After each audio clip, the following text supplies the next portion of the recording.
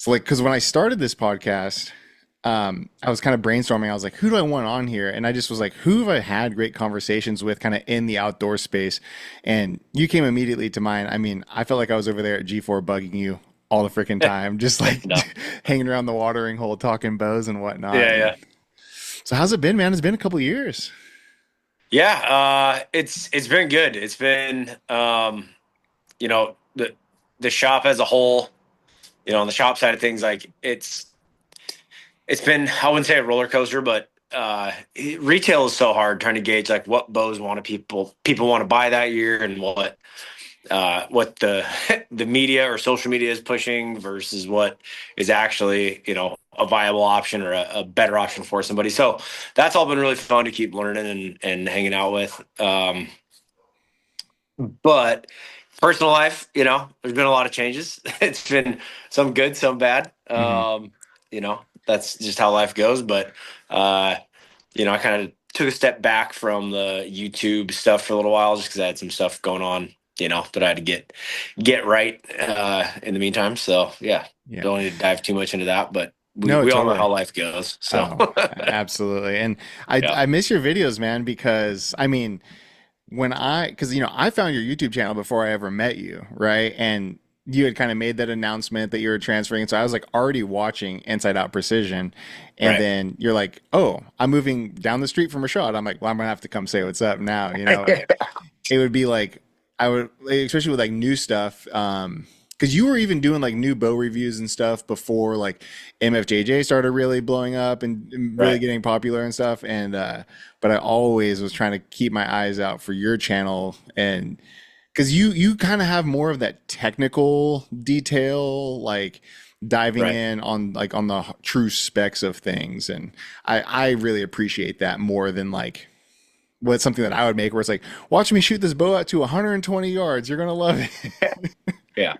I mean, so one, I appreciate that. The I started that channel not because I wanted to become, popular on YouTube or anything like that. It was, at the time, there was basically two guys that had information. It was like John Dudley and Chris B. And both great wealths of knowledge. I'm not taking anything away from them, but they were also sponsored, right? So they didn't have the flexibility to review this bow and that bow and the next bow and say, hey, this might actually make a really great bow for you. They were their hands were kind of tied in the equipment reviews they could do. So my whole goal with that channel, and still is, and I mean, I'm posting videos, just not like as often, but it was just unbiased information. Working at a pro shop, I got a lot of opportunity to play with all the new cool stuff. And we've turned down sponsorships from companies over the years just because I want to keep that same attitude where it's like,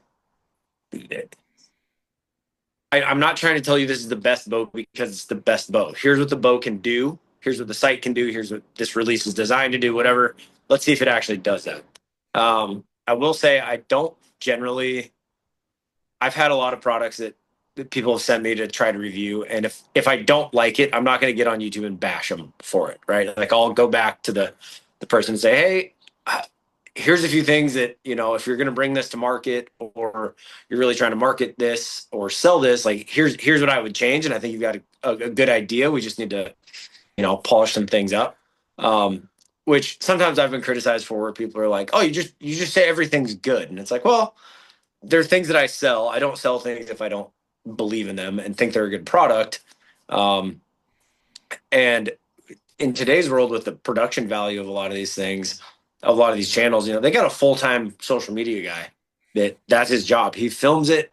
He does the editing. He does, he's got a schedule of when we're going to drop all this. And I've always, just like I'm doing right now, I have a Canon camera with a mic on it, and it's like one take.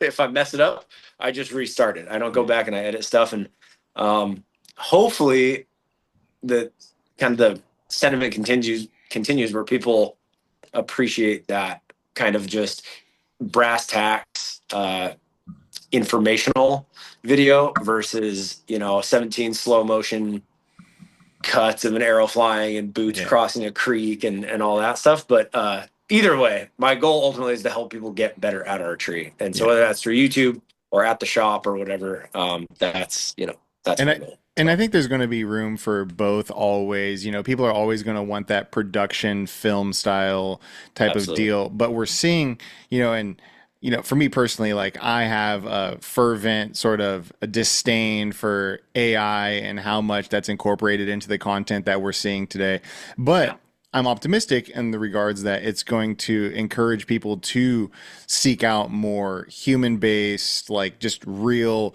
relatively raw content because that it can be relied upon. And especially a channel like yours where you're saying you're like not just taking every opportunity for every sponsorship or even turning some down because look, as great as guys like John and Chris are, anytime a new Matthews products come out, it's like one of my favorite guys, Remy Warren. It's like I'll watch his film.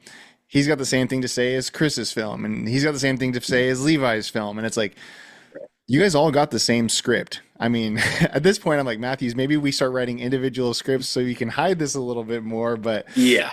and the reality is like, look, Matthews makes a phenomenal bow. Everybody knows this, and they have the biggest marketing budget. And I love their films. Their proving ground stuff is the Yeah. coolest stuff. It's like, oh, you guys want to go get the most expensive, craziest species? And yeah, of course, I'm never going to see anybody else shoot a Thule elk, and so might as well be with the Right. Matthews, right? Yeah. Yeah. But I think there's like a channel like yours that's just undeniably just who you are and real and like you said, it's either like one, it's never, not a bunch of cuts. It's just like you candid. I really value that because I know you're not reading off of some script and it's not, making up some crap. And I didn't even know that you weren't accepting sponsorships, which adds to that validity, really. Yeah. I think so. There's a difference between the engineer that builds the spaceship and the astronaut that rides it, right? The guys behind the scenes that mostly like archery technicians or bow technicians, like they're dealing with these pieces of equipment day in and day out, and I see flaws. I mean, a lot of these companies rely on the pro shops and the technicians that if they're seeing something, they go to their rep and they say, hey, when we shim this cam all the way over to the right on this certain bow, it's potentially the draw stop's pulling past the cable and locking the bow up. And I'm not naming names, but there have been some companies where I'm like, did you guys even test this before you sent it out to market, or did you just like put it in a box and tell me it's okay to sell? Uh, and so while guys like Remy Warren and Levi Morgan and Chris B, like they have so much knowledge in terms of uh, shooting and with Remy, the hunting side of it. But I think we can all attest, like, it doesn't matter how much money you spend on a bow, it doesn't bring an elk any closer to you. So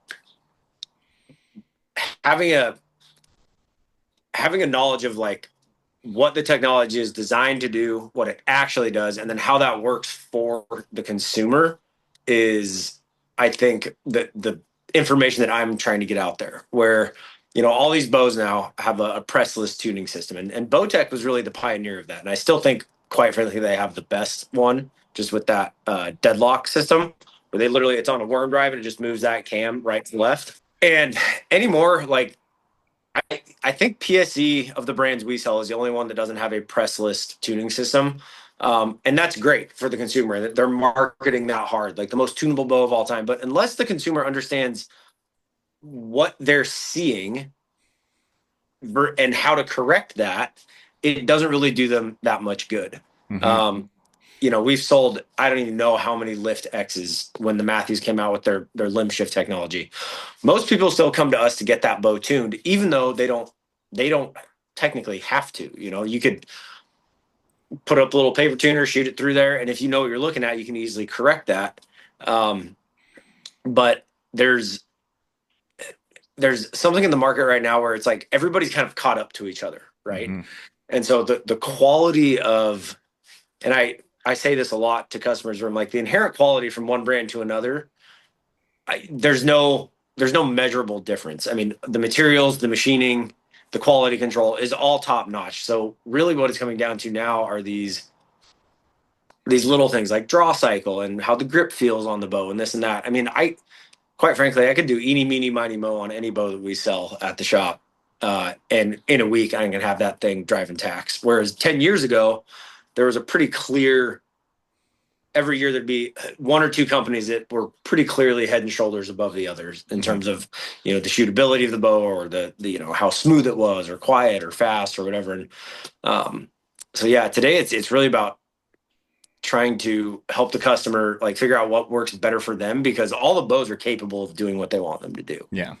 And Um, I 100% agree with you. And I recently, for the past year and a half or so, have been shooting Elite, the Ethos 33, and it's a great bow by all yeah. measurable standards. But I recently was kind of had the opportunity to join the Darton Pro staff, and what Darton is doing now feels, I don't want to say revolutionary, because it was revolutionary what they were doing 10, 15 years ago with all the Right. technology. But now that they're Yeah. implementing it in their own bows, to me, it's like, it feels very calculated, and they're like coming for the whole archery world by storm and making Yeah. a very, very like, and you know me, man, like how many times have you remember, like I was cracking limbs constantly. I'm like, hey, I'm on a bear hunt. I have a busted limb. Can you fix this in 2 days? And you're like, I can. Yeah. Yeah. Yeah. Yeah. And Darton has a really sturdy bow like that. And so that was kind of one of those points for me. But, with your, I like what you were saying about how all of the manufacturers have essentially caught up to each other. One of the things that I've always thought was odd with the bows being so good now is that we're still seeing this like yearly drop. It's like we have to still have the new Lift X or the Darton Oh yeah. Tritech or the Hoyt Oh yeah. this or whatever. Do you think that will ever phase out? There would have to be a consensual agreement amongst all manufacturers to run a model for 2 years. Um, Personally, I think it would be the most beneficial thing that could happen to the archery industry. Uh, the first reason being, by the time we actually get our hands on the new bows, they've already been working on the next year's model for 3 or 4 months. These engineers are under a severe time crunch to really come up with something that is revolutionary and groundbreaking. That takes time. It takes R&D, and you've seen this in certain brands over the years where you can tell they were just kind of like, well, shit, we don't know what to do. So here, we're going to call this bow something different. We extended it an inch in axle to axle length, but it's the same cam, more or less. There's nothing there that's going to get the guy who bought the previous year's model to buy that model. The second part of that equation is from on retail side, which I obviously deal with. That's my job, is to sell bows. Is it's very hard to determine, how many bows you're going to sell in a year. You can look at last year's numbers, and we ran into this when the lift dropped, the original lift for Matthews, they were flying off the shelf. Our quote slow time of year, like January to April, we were selling 2-3 bows a day, and we thought, man, if we're doing this right now, imagine what it's going to be like in June, July, and August. So we ordered really heavy, and then blame it on whatever you want, whether it's the election year or whatever. But it just, like, the faucet turned off in May, and we got stuck with 35, 40 bows. When by September, and once September hits, like, nobody's buying a new bow in September because the new ones are going to drop in 2 months. So then we're going into 2025 with all this quote old inventory. Matthews drops the exact same bow. It just has the limb shift technology on it. Mm-hmm. So now we have to discount the previous year's model, which means our margins, like profitability, goes way down on those. And so when people come in and they see the Lift X and the Lift, and it's more or less the same bow, but one is $250 cheaper, obviously they're going to buy the $250 cheaper bow.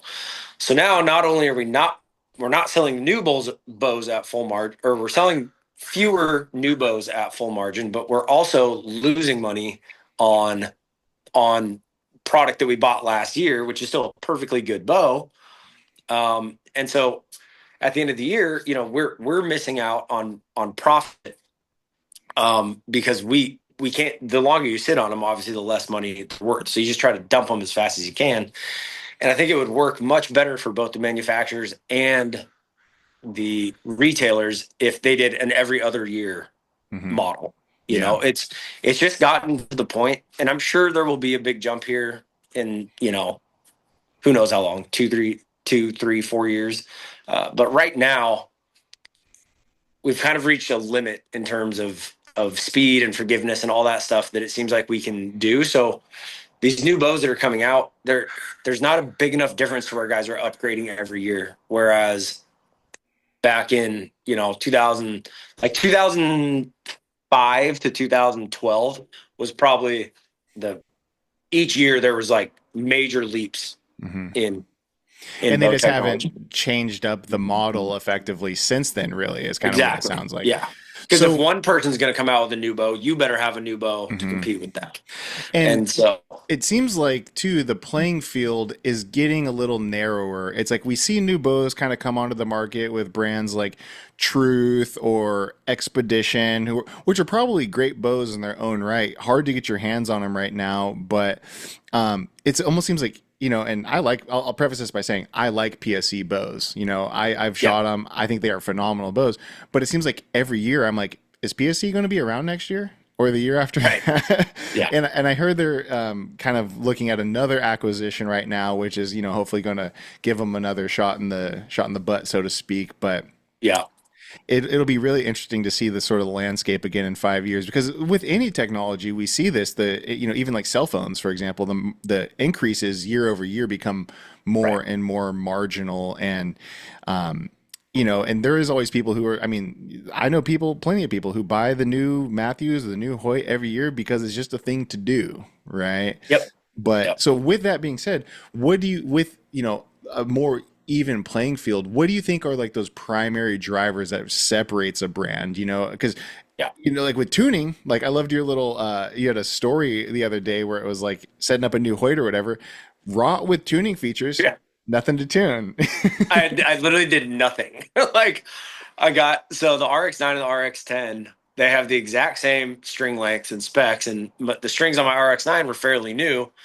So when I got the RX-10, I was like, I'm gonna pull everything off. I'm not gonna take any twists in or out of the cables. I just swapped everything, strings, cables, rest, sight, swapped it over to the RX-10, shot one arrow through paper, and it was about as perfect of a tune as I could have got. So I'm Yeah. like, well, sweet. But like You want to play with these tuning features and yeah, you turn knobs and stuff, and so, but yeah, that's the mark of like a great bow. There's nothing wrong yeah, with these it's Hoyts. I mean, true. they're phenomenal Um, bows. but what I'm seeing mostly when people are coming in, and we encourage people to shoot all the brand names. They come in, they say, I want a Bowtech. We're like, great. Shoot the Darton, shoot the Matthews, shoot the PSE, shoot the Hoyt. And more often than not, sometimes they usually leave with something they didn't come in expecting to buy. And usually what that is coming down to is draw cycle. Um, Certain bows, as you're probably well aware, if you were to look at their what they call the draw force curve on a graph, like how it gets into peak weight, how long it stays to peak weight, and then when it drops into the valley, how deep or short that valley is, and that seems to be the biggest driving factor right now is what the boat feels like as they're drawing it. Um, Grips, they're kind of all close to the same now. I mean, if you really get down to the nuances, yes, they're different, but for the most part, they're all going to be skinny. They're all going to be relatively flat on the back. And then there's aftermarket options if you don't like that you can adjust. So it really comes down to fit and feel. Hmm. And there are bows that for one guy, when he yards that thing back and he settles, like it just stops. It just settles on target. Other times, that bow, whether it torques a little bit or it takes a second for it to balance for him, um, to a certain extent, you can only shoot as well as you can aim, right?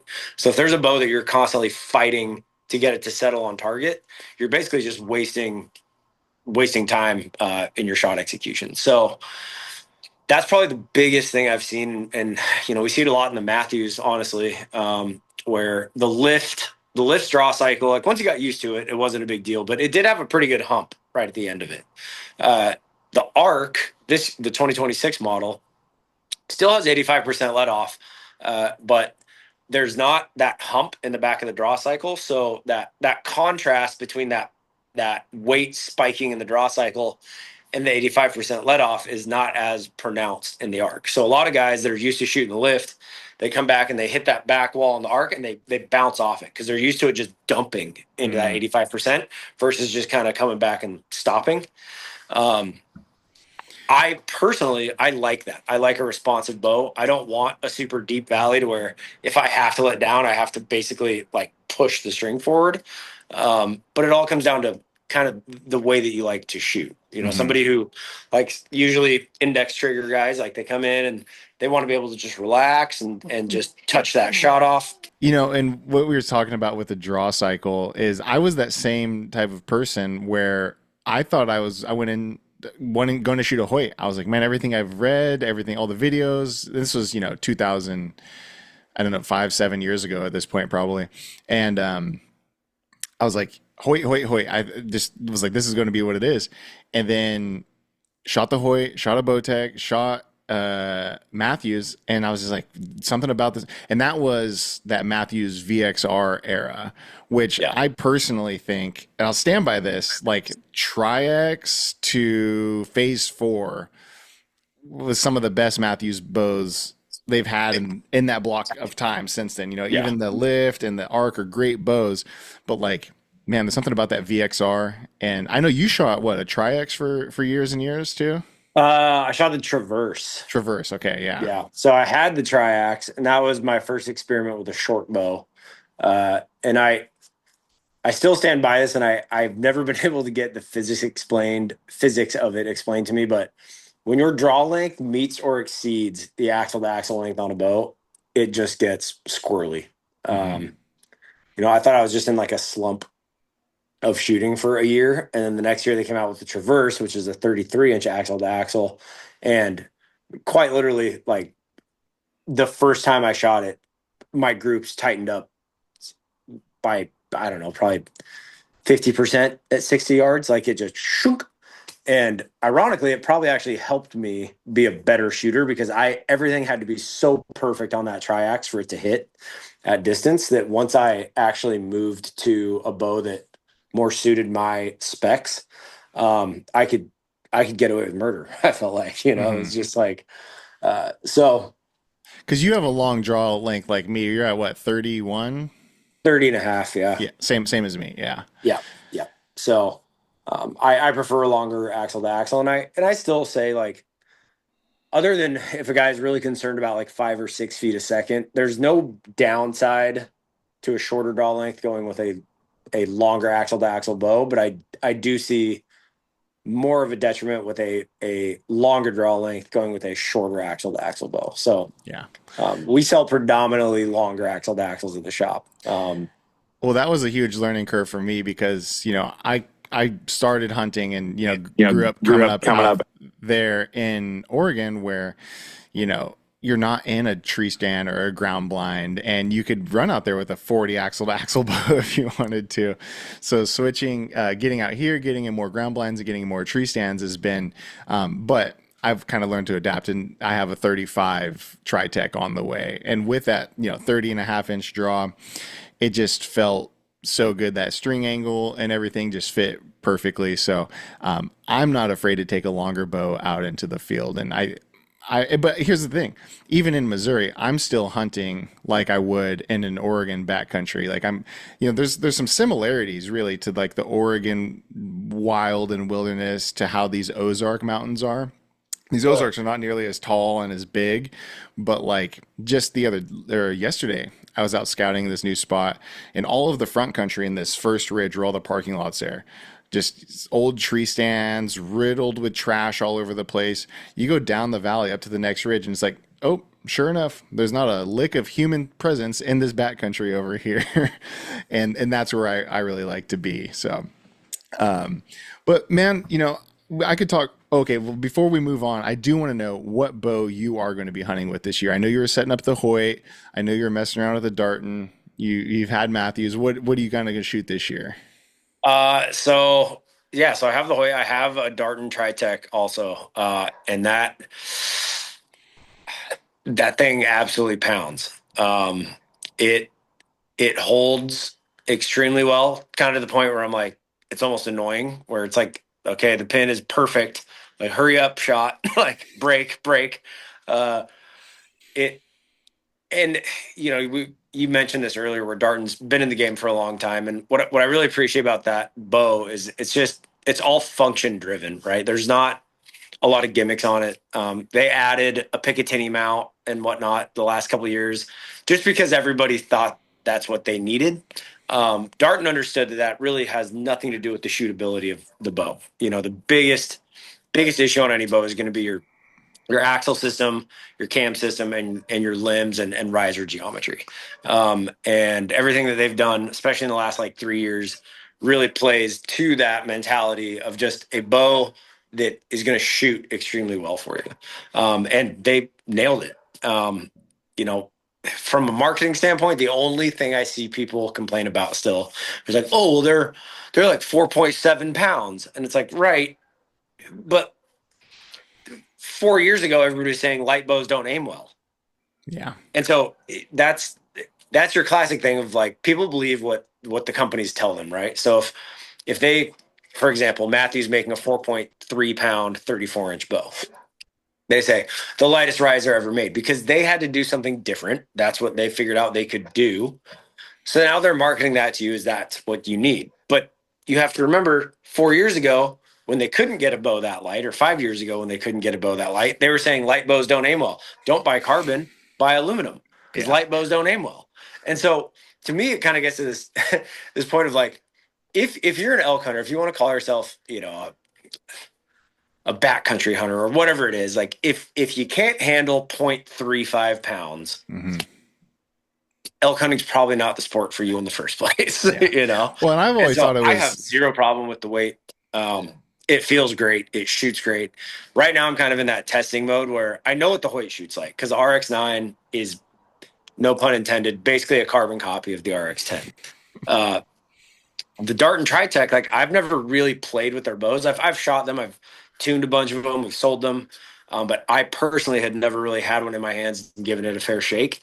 And I'm in that process right now. And so far, I can't see a reason why I wouldn't want to shoot that bow. If I put them on paper, yeah, the Hoyt's a little bit lighter. Once everything's set up, it's 0.3 or 0.4 pounds lighter. But I'm going to choose ultimately whatever I shoot the best. And right now the Darton is holding better. And for me, that equates to a less stressful shot execution, right? Like, if that pin is sitting there, it makes my job a lot easier to be able to just control that trigger until the shot breaks. So I don't have a definitive answer for you, but I mean, I'm not lying. Right now, I'm kind of leaning towards the Darton. Yeah. So we'll see. It's kind of up in the air right now, but And they're both they're great both bows in super their own impressive right. bows. Yeah, they really are. Yeah. And then that's kind of the perks of, your job is you can shoot pretty much whatever. And well, you're left-handed like me, so you can't really shoot whatever, but I know. definitely have some Yeah. choices for sure. A lot of people who like are online and into bows and into tuning bows, and obviously all the stuff that Cam Haynes has done, has heard of the bow rack, and so you kind of cut your teeth over there as a bow technician. Is that correct? Yeah. So what was it Uh, kind of like coming up in that environment? I mean, it's world famous. I mean, essentially at this point, and they kind of set the standard almost. yeah, absolutely. So kind of going back to my history with with the bow rack. I got my first bow when I was 12, so that was 2000. Um, and I just literally looked in the phone book, like when a phone book was still a thing, like for an archery shop, and I found the bow rack, and I didn't know, tit from tat back then, so I just went in there. Ended up getting a bow for Christmas that year, and my goal at the time was to kill a turkey with it. Like, I saw there was a kid that came in sixth grade. It's kind of like show and tell, but they call it a brown bag speech. So you would, on the first day of class, you'd come in and you'd have a brown grocery bag full of things that represented your interests and whatever you wanted to talk about. And one of the kids in that class brought in, it was like a broken off piece of like the fletched end of an arrow. And he was like, yeah, my dad and I bow hunt. And I had seen a lot of like, the Outdoor Channel and TNN Outdoors and all that. But like, I never saw kids bow hunting. I didn't really know it was possible. And so the light bulb kind of went off. And I killed a couple deer with a rifle, and we'd been turkey hunting a couple times. And I really, for whatever reason, I wanted to shoot a turkey with a bow. So I get the bow, and pretty much every day, I just got obsessed with shooting. So like pretty much every day from the time I was 13 until I could drive myself, when I was 16 or 17, my mom would pick me up from school, drive me to the bow rack, drop me off for 3 hours, go grocery shopping or whatever, and pick me back up. And Wayne, the owner there, was like, he has a son my age, Nathan, who is a vastly superior hunter to me to date.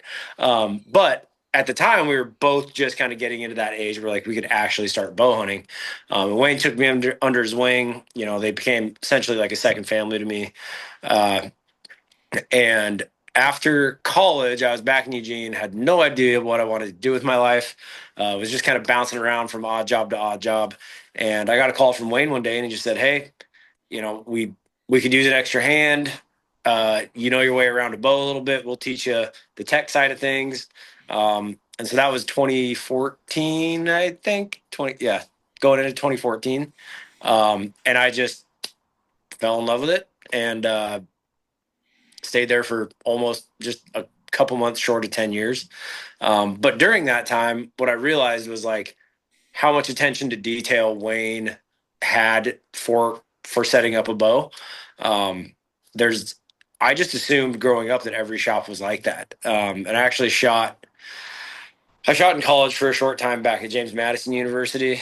And I remember I got a new set of strings, and one of the kids on the team was like, do you want me to help put those on for you? And I was like, oh, no, I'll just take it to the local archery shop. And he kind of smiled. And anyway, I took it down there, and it was literally like they had like four bows and some targets in the corner of like an Ace Hardware, like a feed store, basically. And I like handed him my bow, and he's kind of looking at it. He's like, because it was a Hoyt Pro Tech something. It was a target bow. He's kind of looking at it. Like I could tell he had never seen a bow like that before. And he puts in the press, and he takes out the strings, and he's kind of starting to put them on. And like I had not strung a bow at that point by myself, but I knew watching him and having seen Wayne do it that wasn't how you're supposed to do it.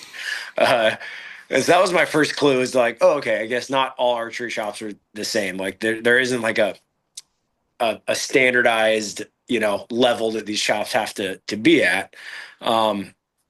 So yeah, when I started working there, like it was really cool to see the passion and just how much attention to detail they put into a setup, because especially as we've progressed with technology, like there's no reason you're spending a lot of money on these bows. There's no reason you can't get them to shoot as close to what someone would consider perfect, at least equipment wise, right? Like the dummy behind the bow is one issue, but there's no reason we shouldn't be able to get the equipment to perform at the most optimized level that we can. And so over the years, I mean, yeah, I met a lot of people I never thought I would meet. Cam was someone that when I was a kid, we'd go to 3D shoots, and Cam Haynes would be there, and he had just started writing for Eastman's hunting journal at that point. And that was, kind of the precursor to him launching into what what he is now. But he's always been,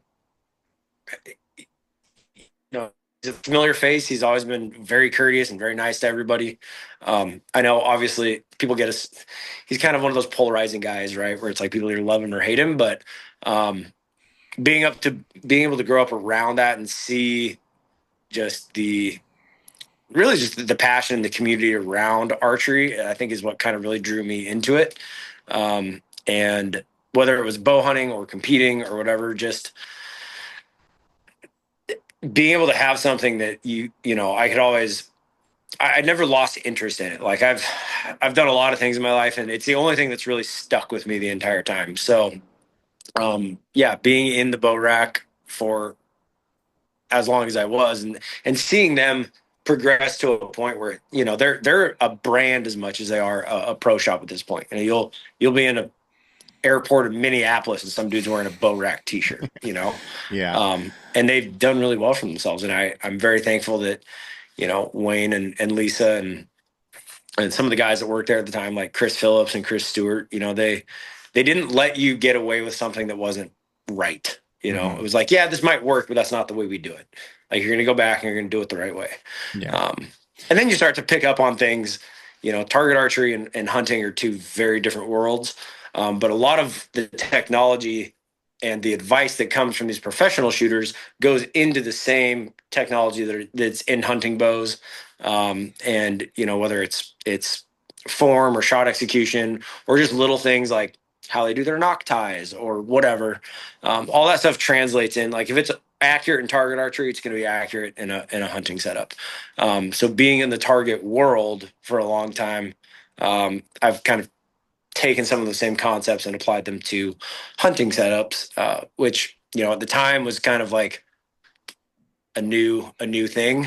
Now there's not as many secrets out there. Everybody's kind of got the same idea about it, but Yeah. Well, and um, those worlds are getting closer and closer together. I mean, you know, the ASA leagues are really popular out here, and they've introduced that bow hunter division a couple years ago. And for me, yeah, it's perfect because I can run, you know, this year I ran an 18-inch stabilizer, which I wouldn't take out in the woods. And I just recently got the Conquest 15-inch, and that's like, I'm more than yeah, comfortable taking that out to the woods. But you know, I really like what you're saying about the bow rack. And, you know, I have yet to meet Wayne, but, you know, I've obviously seen all of Nathan Endicott's films, and he's a great filmmaker. freaking And stud, dude. He's yeah, the stuff he's doing with blacktail specifically right now, I mean, yeah. every year I'm like, well, maybe I should go back to Oregon and buy a blacktail tag because this looks so. Yeah, and then you up and get your ass absolutely handed to you. Yeah, Meanwhile, he's dropping videos of like deer walking up and smelling his hand. You're like, yeah. what the? Where are you? He's the Yeah, blacktail whisperer. I mean, it's he is, crazy. man. And Yeah, and I mean, it's such an amazing species too. But what were you gonna say? oh, I was just gonna talk about Nathan. Like, I mean, Nathan was cutting the cloth from that, right? I mean, you know, Wayne grew up hunting that country, and what's funny is like Wayne and Nathan won't even tell each other really where they hunt. Like, they're so secret. They might be one ridge apart. They know the good areas, but you know, Wayne will be like, "Oh, where'd you shoot him?" He's like, "Ah, just kind of up past, you know, such and such." I'll It's meet you like, at the trailhead. Don't worry about yeah, it. in the trees. Well, and it's funny uh, too because, you know, with guys like Cam, his online personality, like you said, can be very polarizing, but you're not the first person I've met who knows Cam, and they all have really good things to say about who he is in real life, and a very generous, kind individual. And we all kind yeah, of put on an online hat and persona. And, you know, look, love it or hate it, Cam's good at getting people to pay attention to what he's doing. And that's what yeah, everybody's trying to do online. So yeah. I could see how that could rub. I mean, even the little things that I do, it's like, dude, I got no subs. Why are you guys hating on me? Like, I'm trying to give advice and, like, you know, create some Oh interesting yeah, content. And it's just, yeah, it's silly. But, and, you know, yeah. the thing that I love too, because you may have seen this sometimes in Oregon, you know, I'm a Christian, right? I felt like a black sheep in Oregon talking about my faith. And the stuff that Sure. Wayne is doing around his faith is so inspiring, getting out Yes. there and connecting with people. And you hear about, you know, you can't watch a Cam podcast without him bringing up Roy, and Roy was the same way. It's Yep. it's really nice to see people in that area still, and further south you get from Portland, it probably is a little bit more common, but you know, Wayne has made a huge impact on a ton of people's lives, and to me that is so inspiring. Yeah. You know, I remember this was right around COVID time.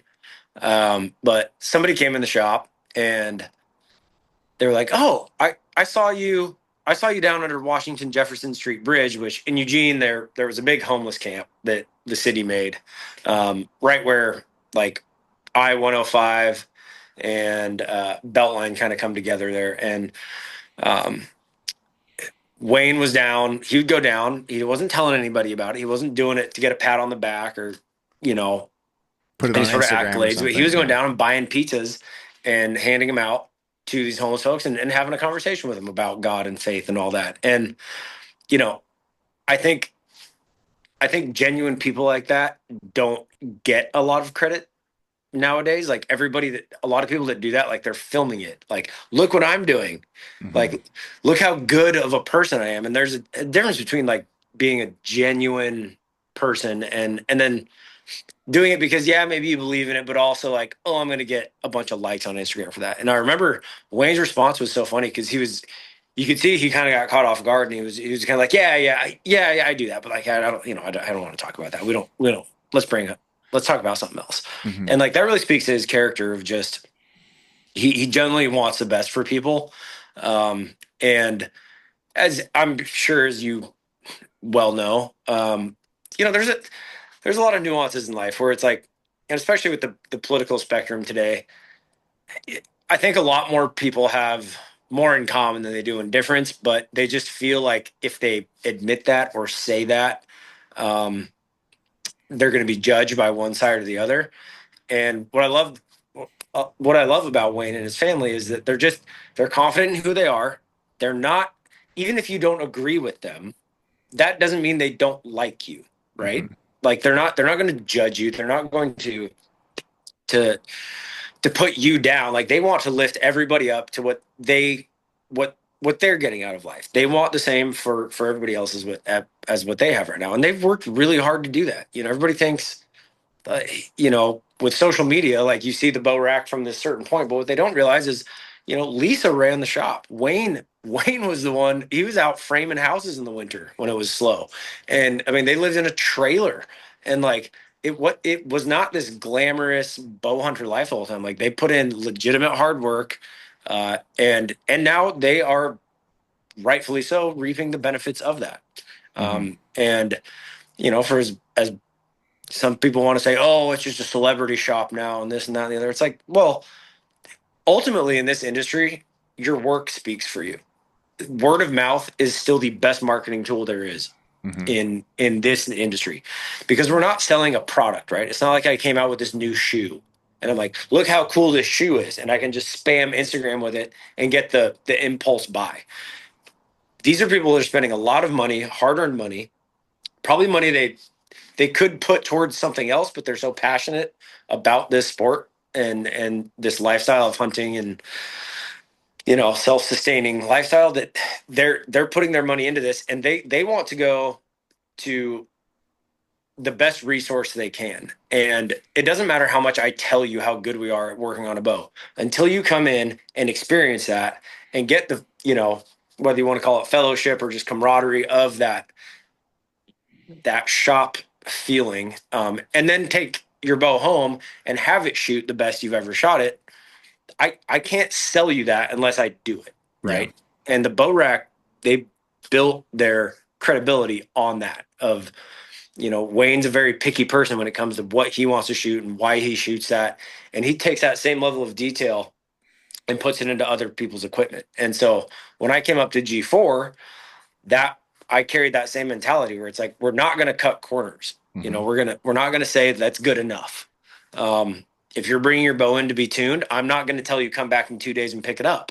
We're going to shoot it right there, Hmm. and I'm going to work with you as much as your equipment because as you know, you can take the best piece of equipment in the world, but if you don't use it correctly, it's never going to perform at its peak level. Yeah. And so that's a lot of what I took away from the bow rack was working with the people as much as the equipment. Yeah. Um, And I love what you're doing at G4. I kind of like we were talking about earlier that, little bow shop in the corner of an Ace Hardware, that older model, because that used to be way more common, right? These yeah, little just hole in the wall bow shops that might have an old Martin or something laying around, whatever it may be.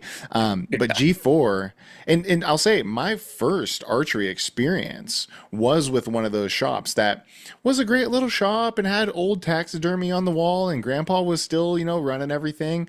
And it's a total vibe. But for me, it's like I demand precision and I right. like modernity to a certain extent. And so, walking into G4, it's like, oh, okay, I see what's going on here. And they didn't cut any corners building that shop. It's got a great, beautiful range where we can you can have what 20 people there shooting simultaneously, which is amazing. Yeah. You have all the great bows on there, and not to toot your horn too much, but it's like you have a world-class technician here. I mean, you can tune a bow Oh, and there get you people set up just as good as anybody. And I'll be completely honest, you set the standard for me after I left, right? I was like, who am I going to have set up my bow? Then I had that same Right. experience in Missouri. I came here, I went to one shop, and I was like, this kind of reminds me of that other place I didn't like. I know there's something better Yeah. here. And then that's when I Yeah. met my current bow tech and became good friends with him. And the same thing, they have a great shop like you guys have over there at G4 and are doing Yeah. great work on bows. And Well, I love to hear that because it's it's a hard thing to get good at because there's not like a test you can study for and take on how to tune a bow.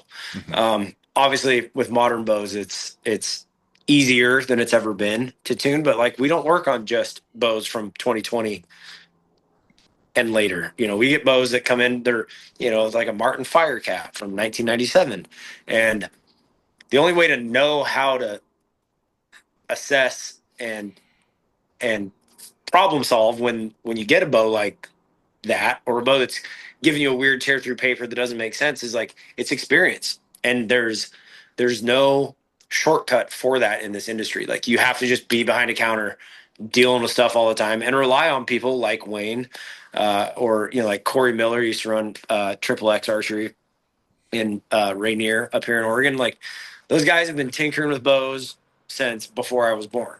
And um, it a lot of people, if you get hired on as a boat technician at most shops, like, they don't have the money to pay you a wage that you can like build a career on, right? And that's just the reality of it. Most shops are going to be, like, family owned. They do what they can for their employees, but at the end of the year, like, they have to pay their mortgage as well. So a lot of guys, they go there for 2 or 3 years, and they're just at the point where they're going to be like a super solid technician, and then they have a kid or they get married or whatever happens, mhm. and they're like, it's nothing. They would love to keep doing it, but they physically, the shop can't afford to pay them the wages they need, so they go on to something else. And I was very fortunate in my living situation in Eugene, and just like, I was perfectly happy where I was at the boat rack. I didn't leave the boat rack because I thought they were being unfair or anything like that. Whether that's wages or responsibilities or whatever, but it did kind of get to a point where it was like, this is the ceiling. And at the time, I had just got married, and like I was saying, and I was like, okay, if we're looking at big world plans here, like, maybe I should do something, with my education. And then G4 popped up, and um, it's a different style of shop, but it was an opportunity to really like run a shop, not just as an employee, but it's like, you have all the management side of things. And so, yeah, took a leap of faith and just said, well, I have incentive up here. Like, the better I do for the shop, the better I will do Mhm. personally. And Um, didn't it, correct me if I'm wrong, but didn't Wayne kind of help facilitate that G4 connection as well? so Wayne, he didn't facilitate it. So it actually came through a rep of ours. Like, we had a mutual, it was Corey Miller, who used to own Triple X Archery, and he'd Oh, become okay. a rep for PSE. Jason, who owns G4, had reached out, and just said, hey, we're kind of making some changes. We the gun side of the store that Jeff runs, top notch. Like, Jeff has been in the industry forever. That guy could talk your ear off about rifles and optics for as long as you want to talk about them. And while their archery side was doing okay, the guy they had was leaving. And Jason's like, I'm not going to hire some 17-year-old kid or 18-year-old kid. He gives me 2 years. Like, I want somebody that, you know, will be here and that I don't have to train, because he's realistic. Jason, he knows enough about bows, but he's not at that level that he wanted the shop to be known for. And so he reached out to some of his reps and said, hey, here's what I got going, if you know anybody. And Corey texted me, which I don't know if I've ever told this story on camera, so we'll we'll see. Uh, if people have heard this, but Corey just reached out and said, "Hey, I don't want to step on any toes, but I have a good relationship with you. I know you're, more than capable when it comes to working on bows. There's this opportunity. Here's the guy's number if you want to talk to him." And I was really skeptical because, I had a good life in Eugene, right? Like everything was good. But with it only being 2 hours north of Eugene, it came to the point for myself where it was like, if I don't take this chance, I might be sitting here in 5 years going, what if? If I do and it doesn't work out, I just move back 2 hours south and go back to, what I've been doing. So that, yeah, it's kind of one of those things that you just keep your head down and keep working, and eventually opportunities come up. And yeah, I have no regrets about it. It hasn't been all easy. I mean, the ordering side of things and how you program orders and this and that and the other, and realizing that like reps actually work for you, not the other way around. There's been some ups and downs where it's like, oh shit, we got stuck with, $15,000 worth of stuff we didn't need. But as you go through that, you learn and progress. And so, yeah. Yeah. Well, and it's about taking that leap of faith, right? I mean, that's why I'm in Missouri. I took a similar Yeah. leap of faith, only I'm 28 hours away from where home Yeah. used to be instead of A two. little longer drive home. And we considered, there was a time, because I mean, I'll be completely honest, Missouri's great and it's been a great change of pace, but it has not been a cakewalk the entire time. It has had its challenges, and my fiance and I, we've worked through it and we became a lot stronger and a lot stronger together. And we're at a point now where we're really proud of the growth and the experience that we have, and finally feel like, we're in the greener pasture side of things. Yeah. But you have to work through those difficult experiences. And Yeah. if that was your first time, going from more of like an assistant or whatever the label is at the bow rack into a full blown management leadership role, yeah, you're going to run into a lot of Yeah. learning curves there. But and Yeah. I'll tell you one thing about Oregon when we were considering going back, and in part I think our judgment was a little clouded just from like missing family. But then like we spent a week with our family in Hawaii and it was like, okay, enough family time. We'll see you guys next year. you know. Yeah. But man, it has to be the black-tailed deer and the Roosevelt elk. There's something so unique about those They are. species. And Yep. you're a big bull killer in your own right. And have you got into blacktail quite a lot, or are you more just kind of focused on elk? I have not really put the due effort into blacktail that I feel like I should have.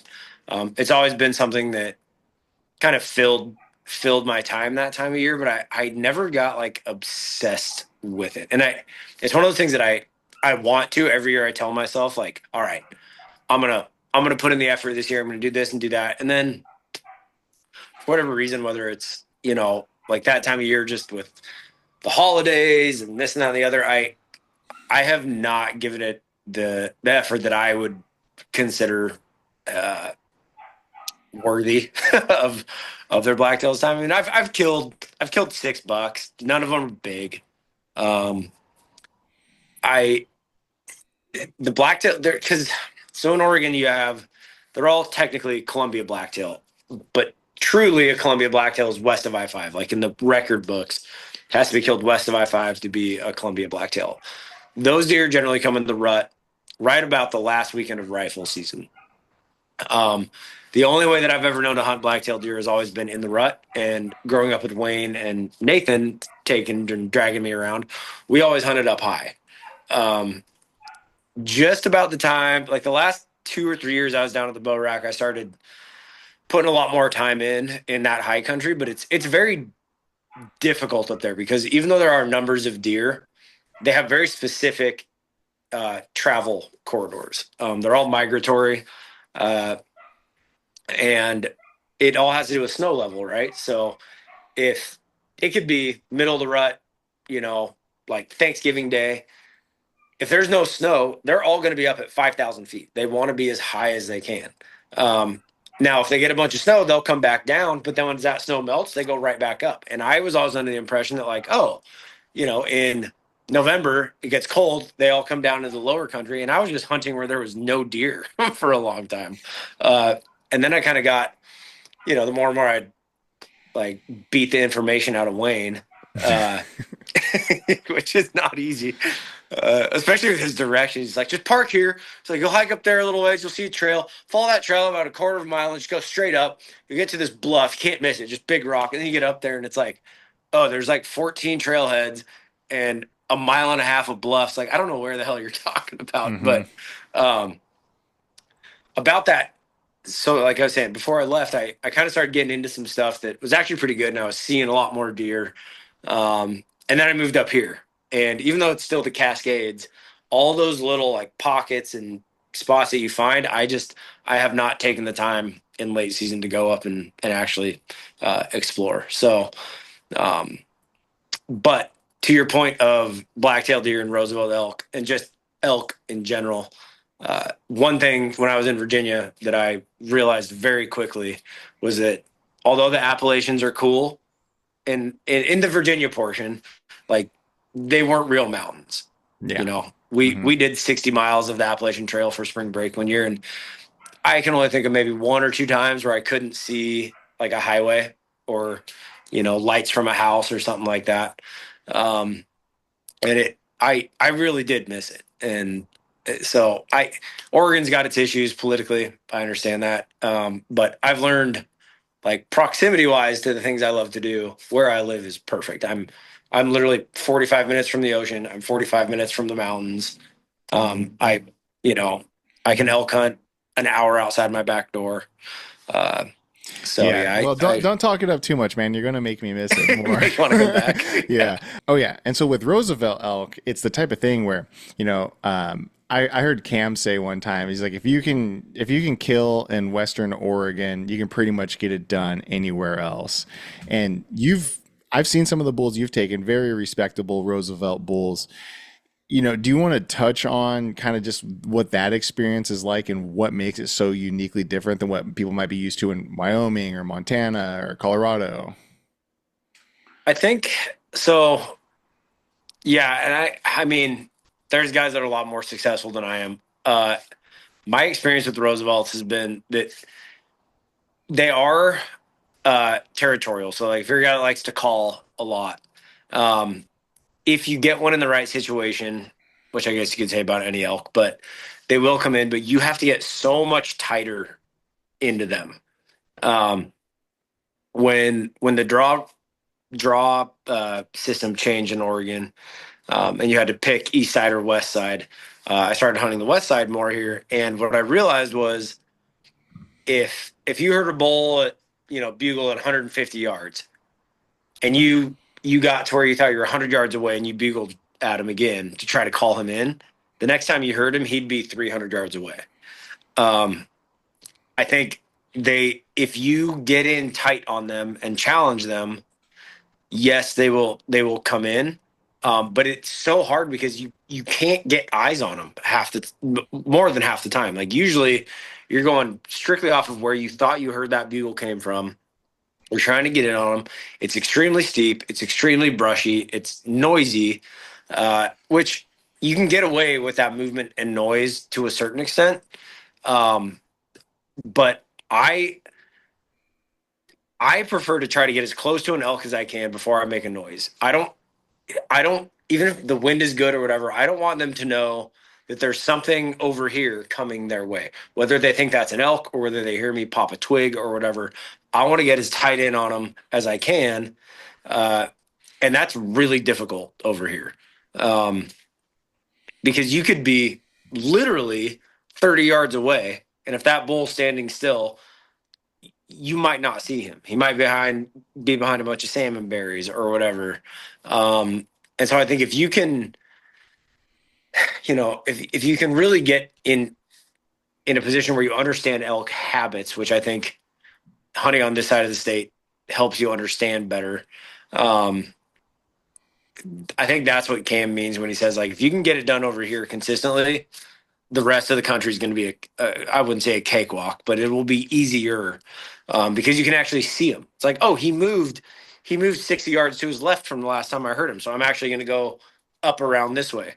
Whereas on the coast here, like a lot of times when the first year that I really hunted the coast only because because I was 20, what was the year I killed that bull?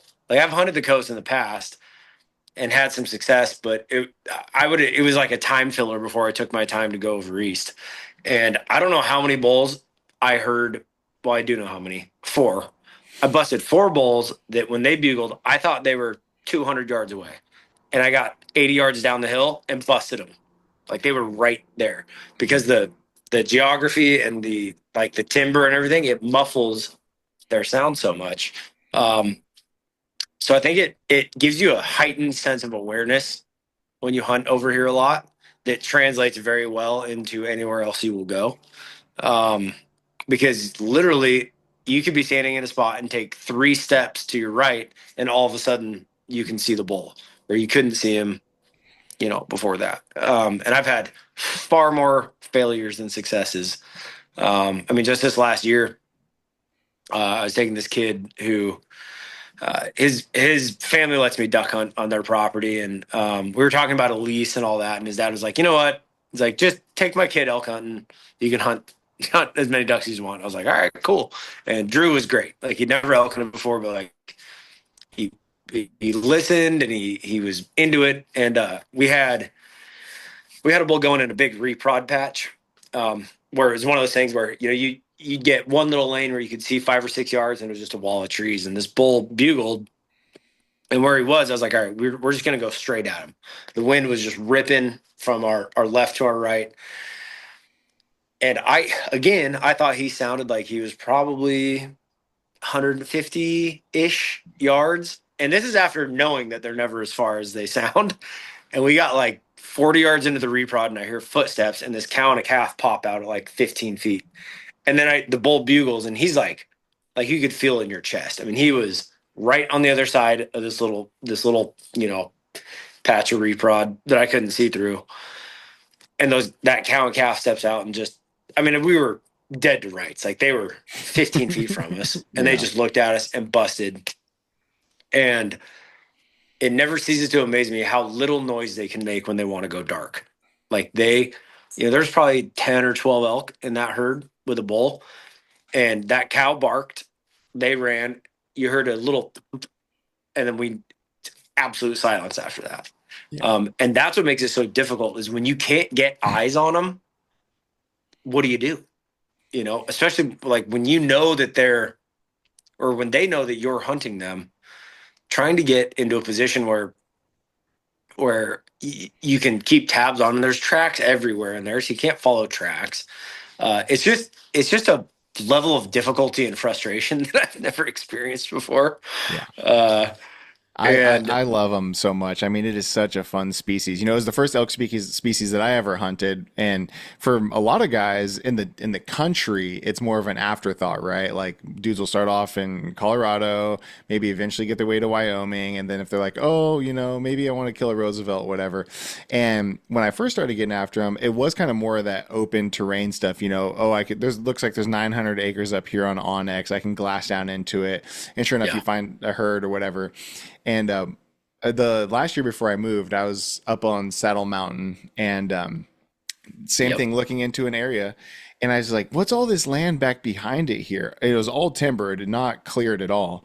But I was like, "Man, I just hear them sounding off down there," and I had tabs on bulls down there, and so I find the company's website, and sure enough, like one little line in the fine print, it's like, "Oh, and we do allow access for hunting and recreating," and just like that, I had access to 250,000 more acres, right? Which is like, and I tell that to my friends out here, and they're like, "What do you mean?" Yeah. Like, I think I hunted that same area last year. It's good hunting. Yeah, I'll give you a pin for this little back trail, so you don't have to take that like 8 mile road up. That back trail is like, I know exactly what you're talking about. It's such a good spot, dude. It's such a good. Yeah. And so, but I ended up getting deep into that 250,000 acres back there, and it was that thick Roosevelt type of stuff. And you're right. Yep. There's something about when those Rosies start sounding off. It's like I was like disoriented, dude. It felt like it was a visceral experience. Those bugles compared to Rocky Mountain elk bugles. And I just, every year I'm like, am I going to go back to Colorado or Utah Yeah. or, and because, truth be told, I still haven't killed a Roosevelt bull, right? I've been in elk many a time, year after Yeah. year, and just closing the deal. It'll be a cow and a calf busting me, or one year I had some home life stuff happening and like right in the middle of September and had to, extract out of the woods. And Yeah. it's one of those ones for guys who, if you love elk, Rocky Mountain elk, Colorado, all that type of stuff, I would, and people don't know. I think, in Washington and in Oregon, you can get a bull tag, not in a Yeah. trophy unit necessarily. But if you're willing But to, opportunity, yeah, you know? is what they say. A tag in the hand is the best tag you can get. I mean, Exactly. yeah. So what I've noticed, one of the bigger differences between like Roosevelt's and Rocky Mountains is, um, I haven't got into that, like what people call like a rut fest, right? With Roosevelt's, where you have like 3 or 4 bulls in one drainage all going crazy at the same time. Mhm. It seems like there's usually a bull and he has a small herd. He's got like 4 to 6 cows. And that's not to say there's not other bulls around, but they're not generally very vocal. Like you might get that bull that's cruising for cows, looking to bugle at you a couple times, but I still have yet to find that, that magical knob where you're sitting there and there's a bull going off over here and a bull going off over here, and it's like, well, let's just pick the one the wind is best for. Whereas with Rocky Mountains, like I've been in that situation multiple times where it's like you happen upon a ridge where or a big timber patch where like those it's just going nuts. And they're so I said this before when I was talking to somebody, but it was like if you were to equate elk to music, like Rocky Mountains are like punk rock death metal, and Roosevelt's are like emo fucking like, yeah, I'm over here. Where's Rocky Mountains are like, fucking come get me. Yeah, Like yeah, yeah. it's just Oh, like a that is totally hilarious. different, like they got a different vibe. Not to, sound like a Gen Z guy, but like they do. They're just different animals. Mhm. And then the country they live in, like, dude, I will take 10,000 feet of elevation and big basins any day over going from sea level to 3,000 feet through the brushiest, steepest shit you've ever seen. And the soil is soft, so it's like walking through sand in a lot of parts where you take a step and it just, uh, and you can't see anything. Like I, I've busted so many animals that I never even got an eye on, and there was Yeah. no way to know they were there. I mean, they're so much harder, in my opinion. They're so much harder to pattern than Rocky Mountain elk. Rocky Mountain elk, and maybe it's just the country they live in. It's like, they obviously elk need food, cover, and water, right? Like any animal. And there's a lot less of that on the east side of the state. Over here, there's water in every little creek. There's cover from, I mean, for 100 miles around you, they could hide anywhere. Mhm. And then with that cover comes food. Like there's food sources literally everywhere for them. And people target, clear cuts and all that, which is great. But like, if it looks good to you, it looks good to somebody else. And Yeah. so usually you get there and there's already people that have either busted it out or they're planning on busting it out, or it's just hard. I took my fiance elk hunting during rifle season one year, and it was that type of thing where I was like, this was Weyerhaeuser land. I was like, we're not hunting elk. We are hunting against hunting pressure. Like we need Right. to get away from where the other people are. And sure enough, I was like, okay, if I think about your average, and look, if you're a rifle elk hunter seeing this and you're going to get offended, go get a fucking gym membership, because if your average your average rifle elk hunter is not taking ridges, they're not burning boot leather as hard as some bow hunters are. And so we went, I was like, I know they're going to come in here because this is right where the gate is. This is the first turnoff right on a nice clearing. And I knew that this clearing held elk because I had a camera in there before, and I literally had footage of cows dropping in this spot where Yeah. I was estimating hunters to be. And I was like, but this was the north side of this particular ridge. I said, if we go way up this ridge here, which is inaccessible by vehicles, there's another clearing over here, and there's some water at the bottom of it. Sure enough, that's where we got her on a bull. And it was like such a little perfect little 40-acre honey hole. I mean, the second we walked in there, I was Yeah. like, oh, big blacktail, bunch of does, and then bulls. And that eventually Yeah. ended up getting gobbled up by Weyerhaeuser as well. But it was one of those things where, and that same philosophy is the primary means of hunting whitetail in Kansas, Missouri area. Like, if I tell guys, oh yeah, 5 miles back here in the Mark Twain National Forest, this little spot here, and they're like, how are you gonna get that? How are you gonna get that deer out of there if you can't get a cart or a truck back there? I'm like, you cut him up and you put him in your backpack and you carry his ass out. You should let them keep that mindset. Like, You can't get a truck back there. You probably don't want to go there. yeah, and sure enough, every time people are like, there's bulls, there's bucks like that in Mark Twain National Forest, and it'll be a 140, 150. I'll be like, dude, this is right off of a trail. If you just Yeah. and this, dude, an average day of elk hunting would be 5 to 8 miles. You know, if you're really trying to get after them and you're chasing them, that is Yeah. unheard of out here, Minimum, right? yeah. Yeah. So I'm very, very thankful to have cut my teeth, in those Oregon, because also our elevation is not as high. So anytime I'm feeling Right. soft to being like, man, this is getting kind of tough, I'm like, actually, I've been on logging roads twice as high, twice as long, and 3 times as nasty. So we can definitely just tough it Yeah. out. I mean, talking to guys that have gone back east and whitetail hunted, um, everybody does the tree stand thing, right? Like you have to set a stand, they're going to come through here.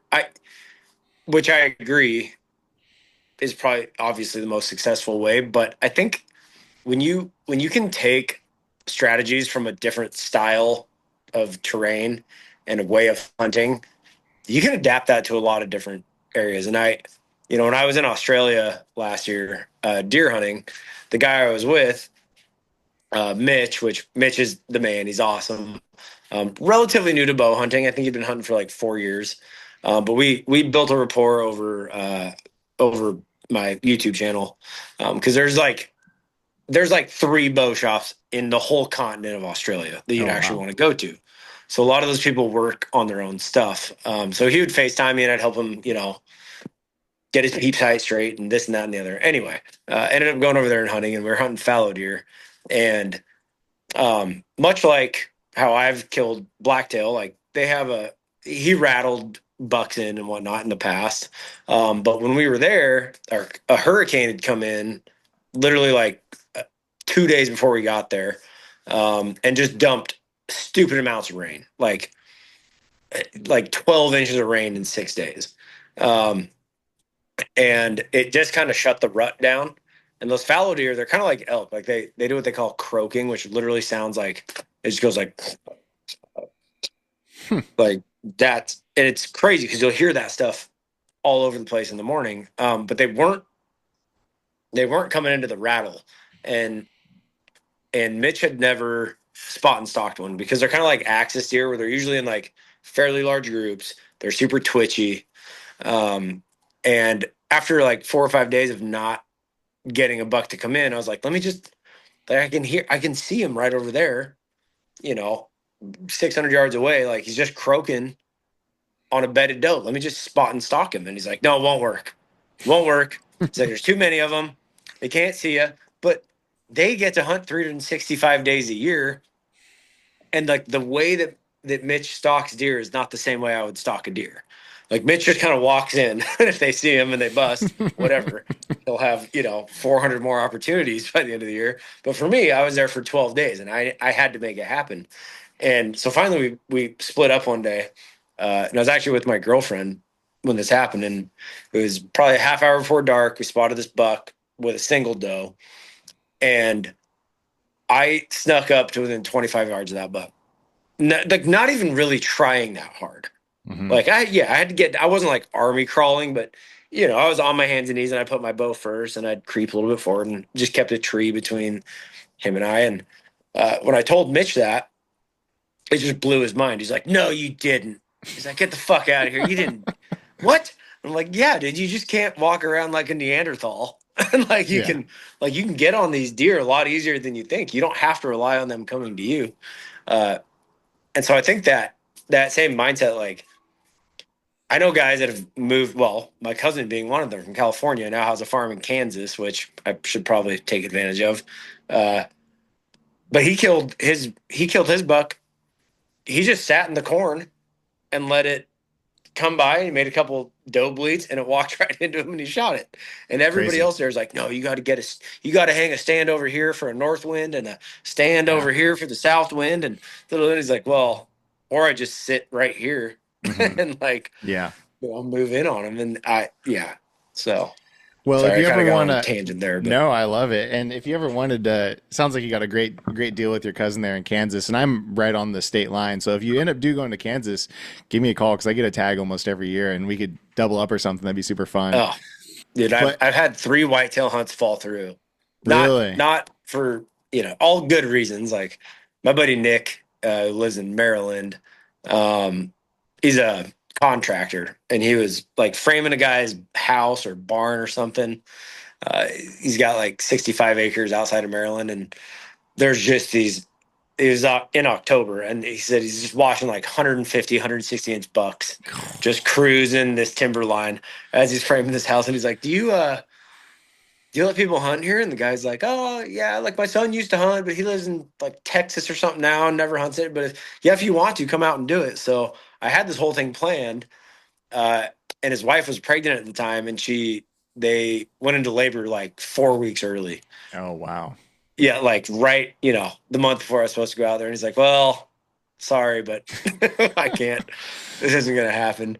Um, and then other ones where, yeah, I don't know, being on YouTube and Instagram, like people would give you a lot of lip service, and then yeah. when the time actually comes, you're like, all right, I'm coming out. They're like, oh wait, I actually don't have 180 acres to hunt. Yeah, yeah, no, and uh, I've definitely seen that. I don't know if you've seen the video I made about the axis deer down there in Southern I did, Oregon, yeah, and my DMs are full. Like, oh man, I know these people. I can get you on. I said, great, let's set it up. And I'll check up a couple days later. Yeah, I'm still working on it. I'm still working on it. So I yeah, still haven't got the access, but my family's kind of turned this Hawaii thing into an annual deal. So this year I'm probably going to take my bow with me because last yeah, year we were on Big Island and just wrought with mouflon sheep and all the oh, goats and the so upland awesome, hunting there. And so I'm going to probably just try and do it in Hawaii and just make a whole thing out of it. yeah. But And I was that's thinking, the Big Island, you said? well, it's not a lot of axis deer on Big Island, but the Yeah. sheep and goats there, and then I think I forget maybe Kauai is where all the axis are. No, Maui. Yeah. They're on Maui. Maui, Lanai, and Kauai have a lot of access. Yeah, and you've done that hunt before, haven't you? Yeah, I went to Maui in 2022, June of 2022, killed a pretty decent buck. Yeah. And it's just, dude, it's just so fun. Like to have that number of animals around you where even if like I would blow more stalks by 10 a.m. Hmm. on deer than I would get an entire season in Oregon. Crazy. Yeah, it's And crazy. and just where you are too. Like it's so cool. And unfortunately, like you know, uh, a lot of people realize the resources they have now over there, and so they're charging for that sort of stuff. Yeah. Um, but I still think it's probably one of the most affordable like paid hunts Hmm. you can do still. Yeah. Um, and yeah, it's awesome. Now I want to go back really bad. Australia, honestly, is the untapped resource. They have axis deer, they have fallow deer, they have red stag, they have pigs, they have goats. That Mhm. like, and you can hunt year round for any of them. Well, so I was Um, gonna say when you were telling me that Australia story, I heard that bow hunting was getting outlawed over there. Is there any validity to that? there is in certain regions of certain states, so they have states just like the U.S. Um, the interesting part. So when I was over there, uh, you kind of get like if you're on social media or even Netflix or whatever, like they have their own like network of what their algorithm of what they'd be exposed to. And Mitch was very cautious. He's like, hey, don't post like kill pictures or anything until you get home. And the reason for that is because Australia was not even a sovereign nation until 1986. Mm-hmm. It was a British colony.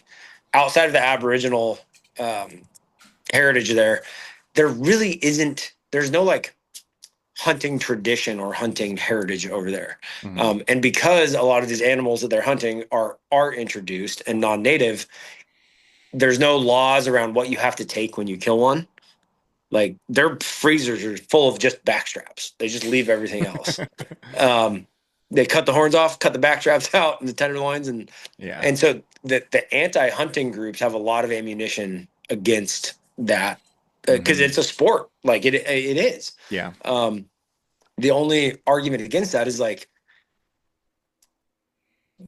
those same people that are against hunting are happy to pay the government to go aerial shoot all these pigs and deer and whatever else.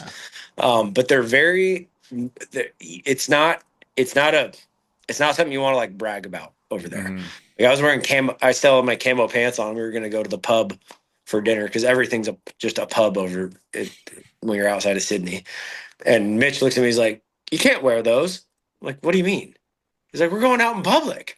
I'm like, so he's like, Oh, dude, it's you're like gonna get hush hush you're like gonna get that. accosted. I don't want to fucking deal with it. He's like, put on some normal pants. I was like, okay.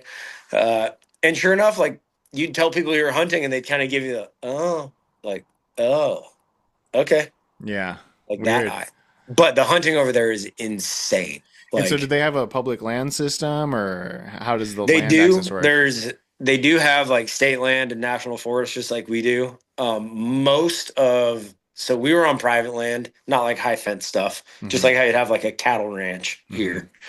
Um, and a lot of the people over there, honestly, are like they're pretty okay with it because those deer they eat a lot of feed. Yeah. They cattle is their main like animal export, and the deer compete directly with the cattle for their food sources.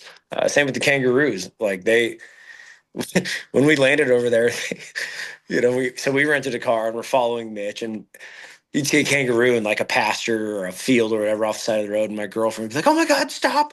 Let's take a picture." And finally, Mitch calls. He's like, "You're gonna have to stop doing that." He's like, "We're gonna see about 10,000 of those, and you can't." Yeah, like we're never gonna get where we're going if you take pictures of kangaroos. And like we fucking hate these things. Like Yeah. they eat all the crops, they destroy the fences. So yeah, And the it's just a cool kangaroos spot. aren't fair game. You couldn't hunt kangaroo if you wanted to. Technically, no. You're supposed to get a permit, kind of like a depredation permit. Okay. Um, so the landowner could get a tag and then sign it over to you, which is Yeah. what happened.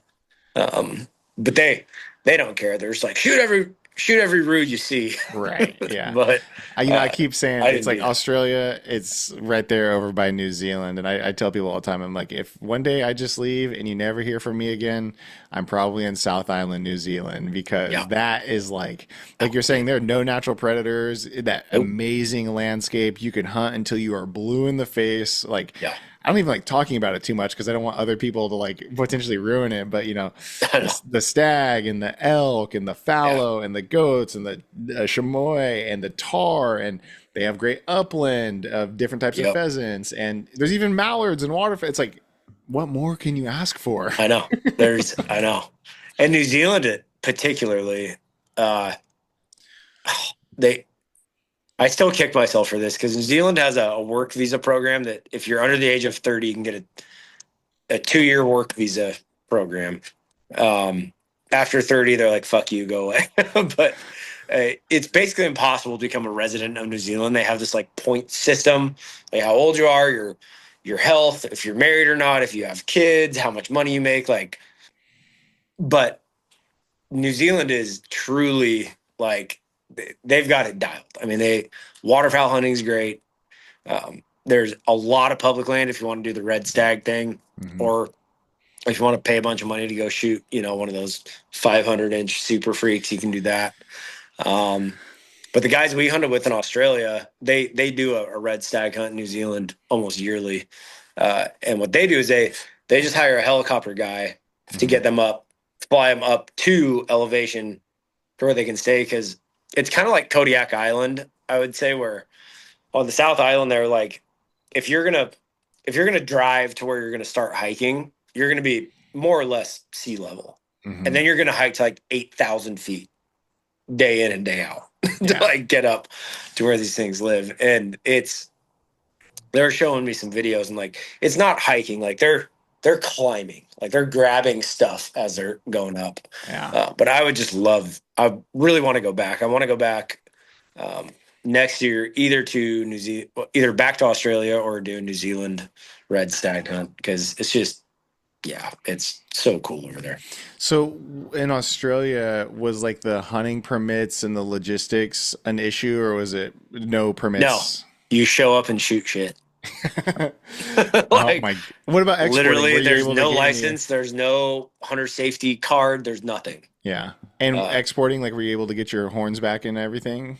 so you can get meat back. Um, yeah, yeah, like mounts, antler, like a euro mount or antlers or skulls, no issue. They just like I have a couple euros from over there, and they just got them done there, put them in a box, shipped them out, no Yeah. big deal. The meat is almost impossible to get home. Like you would, by the time you fill out the paperwork and spend the amount of money that makes it legal to get it home, I mean, you're gonna be at $200 a pound Oh, for okay. anything. So just feast Um, while you're there and then give the yeah, rest away or and they're whatever. so funny over there. Like they don't like the pigs. Uh, they will not eat wild pig. They think they're full of parasites, which I'm pretty sure they're talking about trichinosis, Oh, yeah, could be. but Yeah. which pigs anywhere have, or bear or whatever. I'm like, yeah, you just have to cook it more. And they're like, nah, just shoot it and leave it. We'll come shoot another pig off the carcass another day. They just like they're so funny, dude. But they're also the most stone cold killers because they get so much practice shooting live animals all the time. Hmm. They just shoot everything in the heart. Yeah. Like everything gets shot in the heart. And then they walk up and they're like, that's a nice buck, yeah. All right, well, let's go. Like they don't get excited or nothing. They're just like, another one in the books. And Yeah. like they're Gosh. so funny, man. Like I felt really weird. Like one of the guys shot this little spike that had these weird little like just deformed antlers. It was almost like a little cap versus a spike. And they just didn't want those genetics on the property, so he shot it. And it was the guy's first. His name was Kyle, and it was his first deer. And he just kind of looks at it. He's like, "That was fun. All right, let's go to the pub." I'm Yeah. like, Well, what? I've seen the same thing before, like in duck blinds. Yeah, We went down to Stuttgart, Arkansas one year, and we were in the blind with like some gals doing like a little girls trip or whatever, and we were shooting speckle bellies. And as you know, like awesome, awesome table fare. yeah, So we kill all our birds, and they're like, "Okay, well, you boys have fun. See you later." And we're just leaving this pile of birds. I'm like, "Okay, bye." Like we're gonna take as many yeah, as we can get, right? yeah, And it's just such a, I mean, and I get it because I talk about this a lot, how hunting, in order to survive, has to have some type of industry attached to it. yeah, Whether that was market hunting or fur hunting way back in the day. Now we've attached sport to it. And yeah, for better or for worse, it's like, okay, well, it is what it is. And you can still be subsistent within that. But if it wasn't for sport and that sort of commodification, we might not have as strong as of a community and presence as we do now. So right, if that's how people want to interact with it, fine. But yeah. for me, it's just like I did a snow goose hunt recently. Have you ever gotten into snows? Not in the way that you probably did on the concert. Like, did you get one of the like extended barrel? It was the Just whole boom. thing. Yeah, it was the Yeah, whole thing. We killed yeah. 125 or something like that. God, And yeah, everybody will tell you like, "Oh, snow goose is dog shit food. Like, I only feed it to a dog or whatever." And so like, I filmed a lot of it, and then I made like some recipe videos, and I made some snow goose pastrami that was like oh out yeah, of this world. Just yeah. awesome, awesome table fare. One of the best things you can do with a goose. And that's kind of what I heard. And so I'm trying to get into more Canadas this year. And Buddy and me are going to North Dakota for the early season in August. And Nice. it's this thing, like I've been killing ducks and mallards, like, dude, you got to come to Kansas and get into some of these mallards over here. 5 a day, Yeah. or down in, if you want to get into some timber, we can go to like the east side of Missouri and Yeah. Arkansas. But I want to be a goose killer. Like I in my soul identify as a goose killer. I'm just like not good at killing. So it's Yeah. like I'm just killing ducks right I now. hunt geese out of spite. I hunt ducks because I love shooting ducks. Geese. Well, as you know, in the Northwest here, we have that permit zone. We have the cacklers, right? Mhm. Freaking, they're the size of a mallard. In fact, most mallards are probably bigger than a cackler, and they're just flock whores. Like you got to do a bunch of scouting.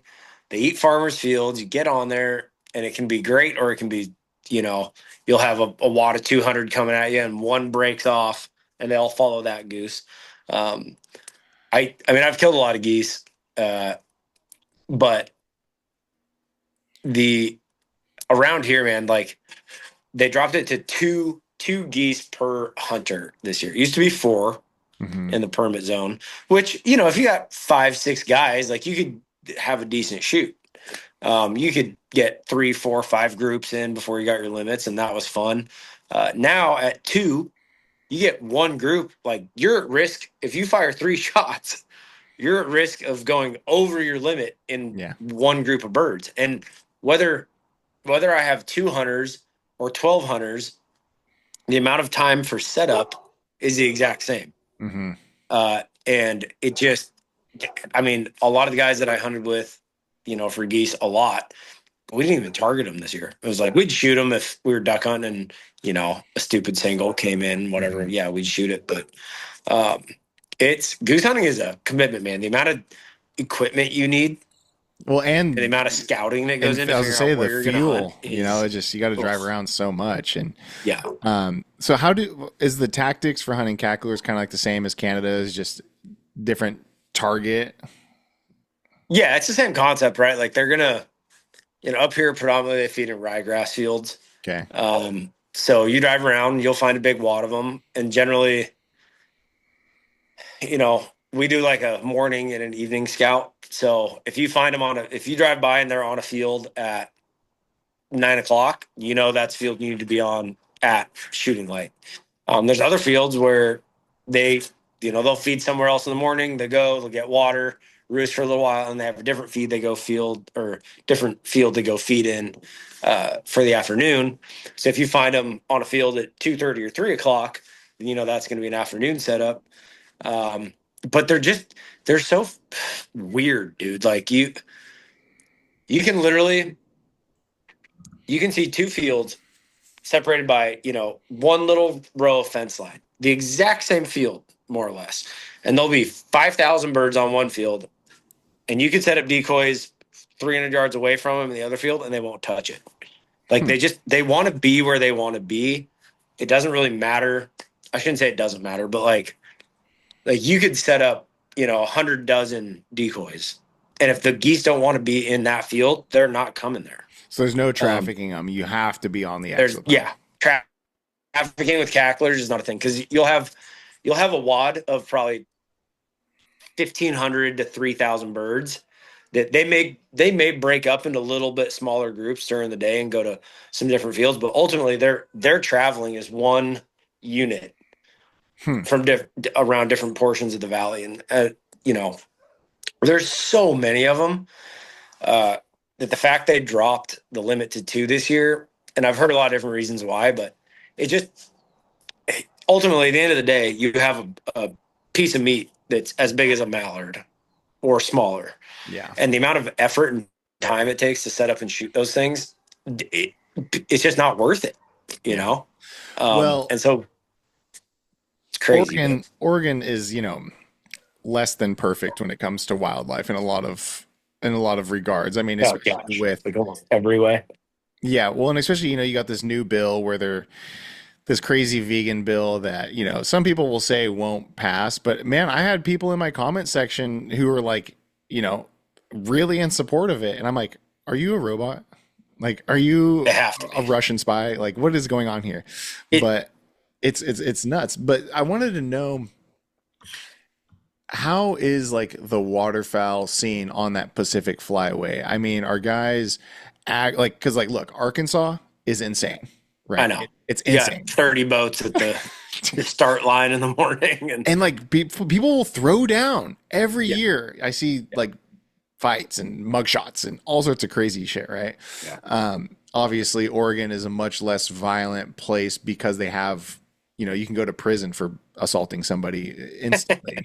But how would you describe like the waterfowl scene in the Pacific Flyway? So I think it's there's plenty of birds to go around. Um, I think there's a lot more like casual hunters out here where, maybe they know somebody with some planted corn or whatever, and they hunt it once every couple weeks. The guys that I hunt with, um, they get after it. When it comes to finding like private property to hunt on, it's like anything. It's just becoming more and more difficult. Stuff will get leased out from underneath you. Um, but there's a lot of really good public land stuff around here. Mhm. The thing that keeps people from accessing that is the equipment. Like if you're going to hunt the Columbia from Astoria all the way to Portland, there are so many good little sloughs and islands and pocket water that hold a lot of birds. I mean, it's a phenomenal area for ducks, but you need you need a kayak. You need at least a 16 to 18, 14 to 18-foot boat with like a 25 to 30 horse Just to get outboard up on them it. waters, yeah. Yeah, because you got to get up there and it's all tidal. So even all the way up in Portland, or like we hunt out of, well, I'm not going to say exactly, but we hunt further towards the coast. But I mean, you can get an 8, 9 foot tide swing there. Yeah. So if I, motor up in the morning and drop everybody off on this little island and it's an incoming tide, if I don't know where to put them, they could literally be standing in chest deep water in 3 hours. Hmm. And then when I go park the boat and kayak back to where I drop those people off, if I don't park the boat in the right spot and the tide goes out, that boat's going to be fucking high and dry. Yeah. Uh, and so it's so much more effort it's kind of like deer and elk. Like you got to spend time out there scouting and learning like, okay, when the tide's going out, they like, they like this spot because it exposes the eelgrass and they're eating the eel, the widgeon like the eelgrass. So they're in there hammering the eelgrass. And then on this island, when the tide comes in, all that laid over grass gets lifted up and all the grass seed starts floating to the surface and the mallards pile in there. Uh, There's also a lot of people that grow corn, like silage corn. So mhm. not stuff we're going to eat, but they sell it to like dairy farms and cattle farms in the winter.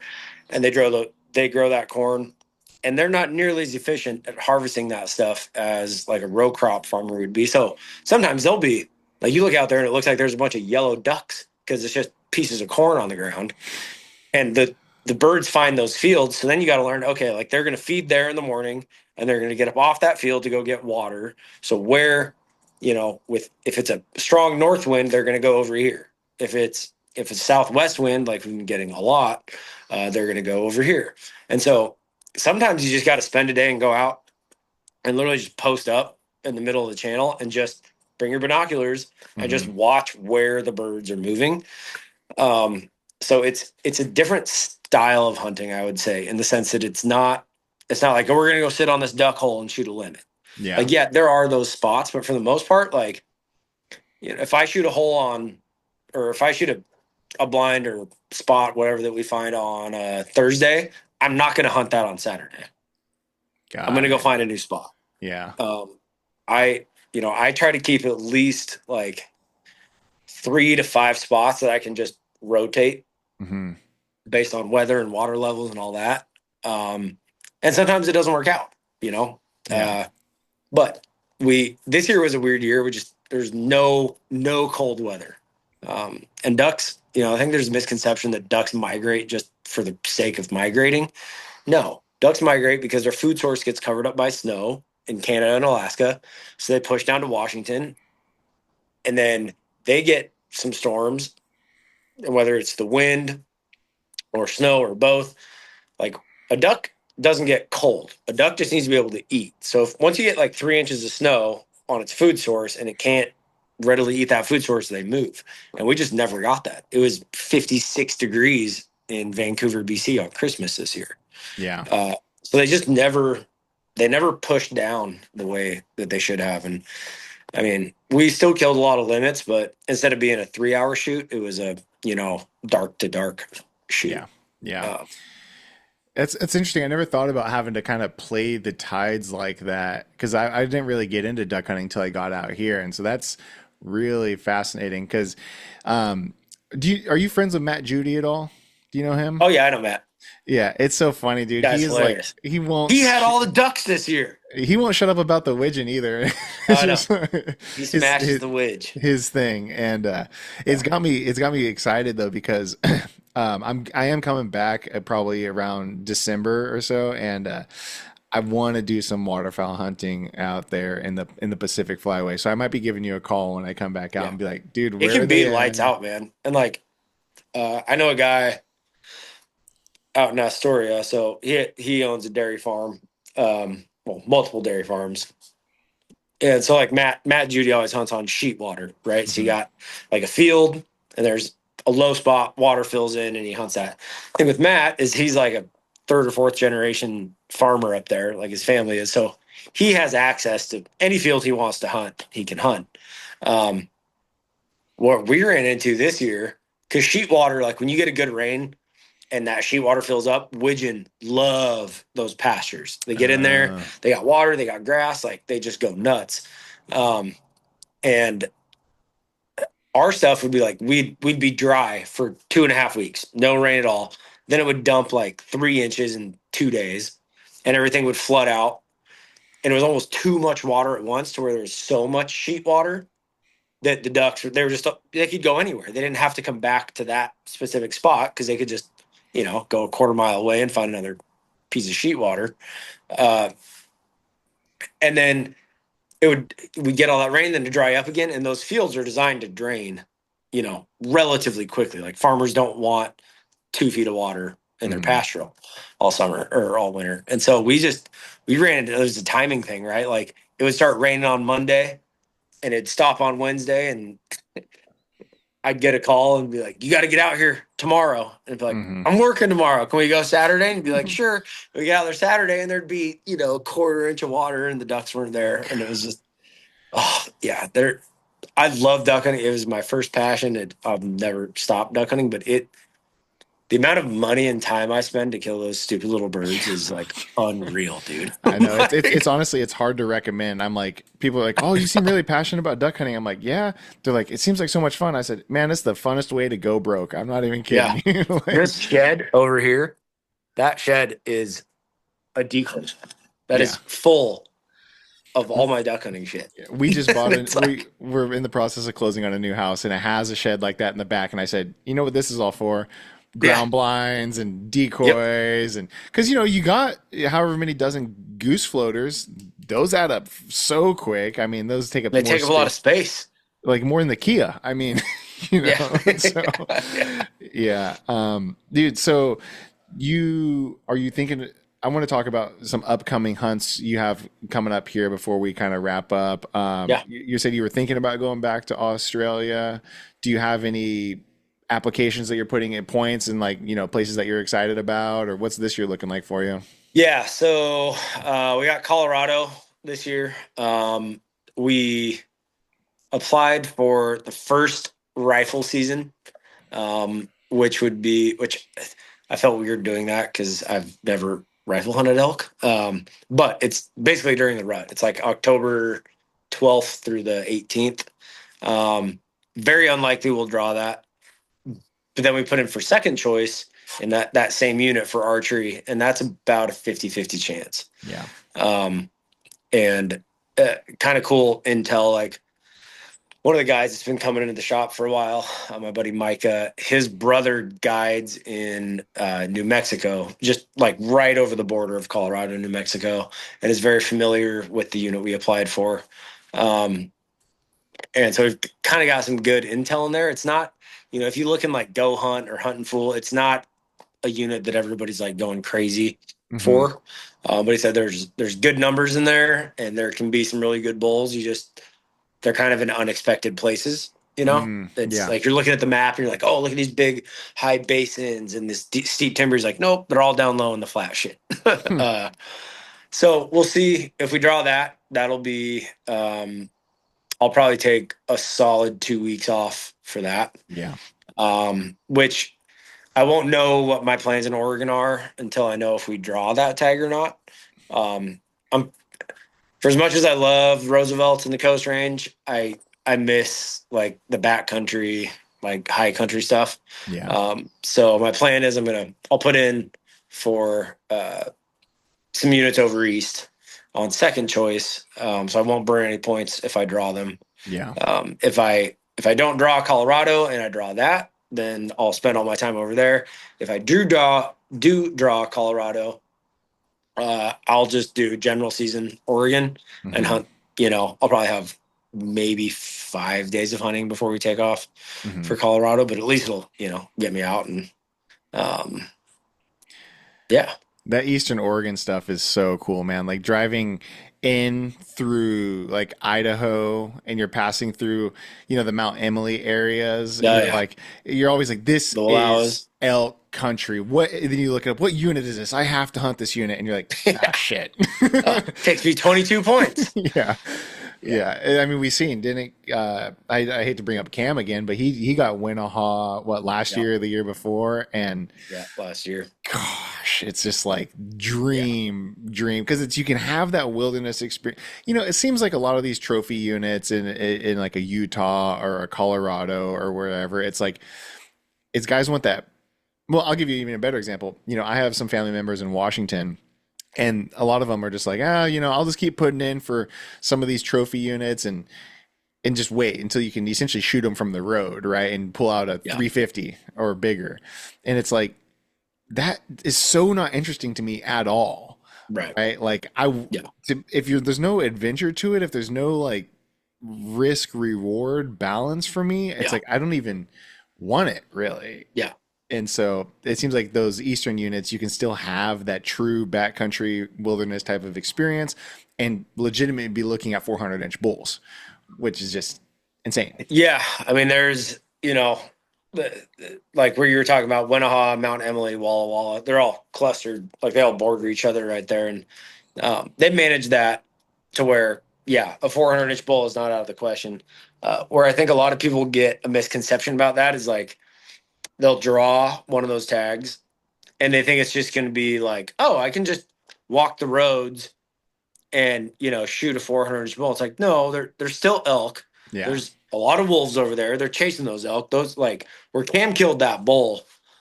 I mean, dude, they were, kudos to him because they were deep in there. And I know a lot of people have given Cam a lot of shit in the last few years saying like, you haven't packed an elk out in 15 years, which they weren't wrong. I'm not saying, but he put his dues in before he got to the point where he could afford to hunt somewhere where, they could drive a side by side to the bull. Yeah. But like he put the work in. Wayne was over there with him. Wayne was over there for like 18 days because he knew a couple guys with that tag. And I don't know if you watched Cam's video on that, but there's a point where Wayne is like, you guys need to fill up with water now and drink as much as you can because you're not going to see water for 2 days. And they were like, whatever. Yeah. And then guess what? They didn't see water for 2 days. Yeah. Like, I don't know how he does it, man. Wayne is a freaking camel when it comes to that. Like, Wayne will be like, you got your water? And I have like a 3-liter bag. And Wayne has 2 little Crystal Geyser, like half-liter bottles. Like, oh, this will get me through a couple days. What? Well, and the thing that people were bitching about with Cam, it's like, listen, Cam's like in his mid-50s now, dude. It's like, give the dude a break. He's been killing big shit forever. And, look, any of us with that, access and those resources to hunt San Carlo and drive a side-by-side into areas, it's like, we would all fucking do the same thing. I'm doing that. Absolutely. I'm definitely doing that. Like, I'm hating because I can't do that. Absolutely. Yeah. Like, I wish I could. Everything I do towards retirement is so that I can like go on. I mean, I'll probably never do those hunts, but it's like, some people actually, Wayne is one of the one that cracks me up because like Wayne's 64, 65 now, maybe a little older. And he always says, "Oh, if I'm not working, I don't know what I'd do." And I'm like, "What do you mean you don't know what you do? You're gonna fucking bow hunt like Yeah. every day." Like, Yeah. a lot of people retire and then they kind of wither away because they don't have a hobby. And like, I know what my hobby is gonna be, and Yeah. there's literally only about a total of probably 40 days a year where there's not something you can hunt. Well, and I already got it mapped out. I'm gonna tell you exactly what I'm gonna do. Come August, you start hunting early waterfowl seasons, kind of get, going. September, we already know what that's for, right? Yeah. October, you can start getting into deer, early rut and stuff like that. November, you can start working some late rut stuff, but guess what starts ramping up in November? Yeah. Waterfowl again, Yeah. all the way through till late January, early February. Then you get your ass on a plane, go to New Zealand, and guess what? It's September in New It's the Zealand. rut. Yeah. Yeah. And then you come back and it's spring bear and then, turkey. And I'm Yeah. actually really looking forward to turkey season this year. We, last year, some buddies of mine, we were like, we're just going to go down towards this area in Southern Oregon.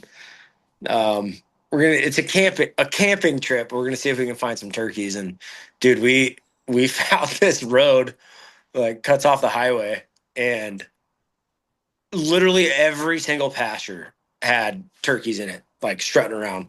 And the people were just like, it's so funny. You ask for permission for duck hunting, and they're like, well, I don't know. We kind of like the ducks, and I don't know if we want you out there. And like deer hunting and elk hunting permission is basically non existent unless you're like family friends. Mhm. Turkeys, they're like, oh, you want to shoot turkeys? Yeah, yeah. They're actually in the backyard right now. Like you can shoot them off the deck.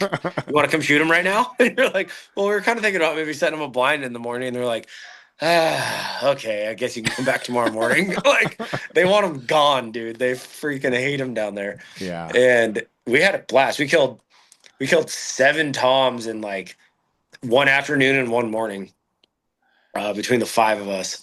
And we actually, one of the guys we met, uh, they own a ton of property down there. He's an older guy. And when we knocked on the door, we were kind of unsure because he answers and he's like, "Oh, yeah. Oh, hey, boys. Sure. Yeah, go shoot them." And then my buddy Michael got a call yesterday from him, and it's a voicemail. I wish I could play it right now because he's like, "Oh, this is Jim, and I got a lot of turkeys, and I just hope you boys can come shoot them all again." Like, so yeah, we called him back. We're like, "Hey, this is the Boys of May Exterminator Service. We'll be down there on open." And he's like, "Oh, good. You keep shitting on my wife's car." You're like, Gosh. When is the turkey opener there? it opens the 15th, which April. is kind of weird. It seems late because like they've been gobbling since early March. Hmm. Like they've been full swing for a while now, but they seem to kind of go through all the way through May. Huh. Um, And the season, is it only a 30-day season out there right now? it goes to May 3rd. Ooh, that's actually, I should probably figure that out. I think it goes to May 31st. I Wait, think it goes to April June. 15th to May 31st? I think so. 6-week season. Yeah, I Wow. think so. I don't quote me on that. I should probably look at the regs. Yeah. No, that's a generous season. Yeah, That's a but really generous season. dude, there's so many turkeys in Oregon. On the east side too. Like that's the most underrated turkey hunting there is. Yeah. A lot of public land over there. So yeah, I mean, if people, are out there looking for something to do outside of Georgia's turkey season, Yeah. yeah, Oregon's a hot spot for them Heck and yeah. bears. So Oh yeah, the spring bear. I mean, that's a fun one. I still haven't got that tag. Well, applying now, I have to buy a whole new license, and as a yeah, non-resident, it's so unappealing. I I know. don't want to give you guys $200 to apply. Like, come on, let me Yep. apply. Yeah, I know it's brutal. Kellen, thank you so much, brother. This is great chatting with you. It was good to catch up. I really missed coming down to G4 and just chopping it up with you. It's been a lot of fun. Yeah, it's good to hear from you. And yeah, if you're ever out here, man, you got a spare bedroom and a bow range, so That's come great. out Yeah, and hang out, and we'll cool. do it. All right, man. We'll take her easy. Thanks for coming on.